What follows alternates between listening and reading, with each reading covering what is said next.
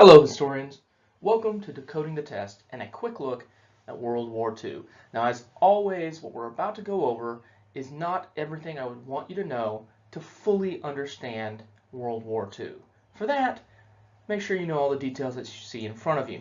Instead, what we're going to go over is a test analysis. What is the test covered over and over and over again when it comes to World War II? And when you look at it that way, you get 4 key areas. The first area is what I call inclusion questions, non-traditional narratives that focus on racial minorities. The most common is going to be the Navajo code talkers. The second is the American home front, and this is actually where the test seems to put its real focus. The third is America's entry into the war, Pearl Harbor. And the last is technology, usually the atomic bomb. Let's look at the inclusion questions today. Now, when I talk about inclusion questions, I'm talking about questions like the one you see in front of you. Inclusion questions focus on a racial minority and tells a story that is not traditionally told when we look at World War II.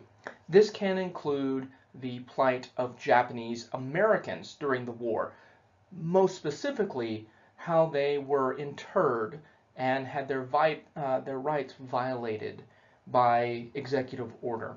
If you look at the question in front of you, the rights of citizens under the 4th and 14th Amendments of the Constitution were violated by the U.S. government when it authorized the establishment of, the answer is the internment camps for Japanese Americans. The 4th and 14th Amendment. 14th Amendment is equal protection under the rights, no matter what gender, what race, what religion. Americans have equal protections. The 4th is due process. These laws were kind of skipped over during World War II when the American government decided that those of Japanese descent, those who looked Japanese or whose families came from Japan or the surrounding areas, even if they were American citizens, they posed a threat. They could be spies just because they looked like the enemy that we were fighting. And so they were told that they would have to sell their homes, abandon their businesses, and they were basically put in prisons out in the middle of the desert for 3 or 4 years. They were not compensated for these things. So will you get questions about Japanese American internment? Absolutely. It might actually mention the tail end of this saga, which is a Supreme Court case that actually said that this was all okay. The case was Korematsu v. United States. So if you see Korematsu v. United States, you know it's having to do with Japanese American internment. The most common inclusion question, however, is actually about the Navajo code talkers. The Navajo code talkers used the Navajo language because it's incredibly complex and almost impossible for someone who doesn't grow up as Navajo to learn.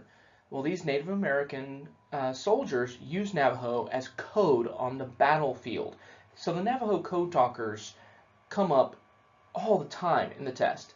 Who are the Navajo code talkers? If you know that, you can get stuff like this right. Answer choice C, encoding military communications for secure transmission. A very fancy way of saying they're talking in code. This one contains kind of a neat little table with Navajo words and what it literally meant, but also in English what the decoded message meant. And the question is, how were the Navajo words in this table used? Again, the Navajo were code talkers, so it was used as a secret code for communicating battle plans between Allied units. Answer choice G. Now I am going to go ahead and mention one other possible inclusion question. You might see the name Vernon Baker show up. Vernon Baker was the first African American to win a Medal of Honor in his lifetime, and he won it during World War II. So those are the 3 inclusion questions you might get.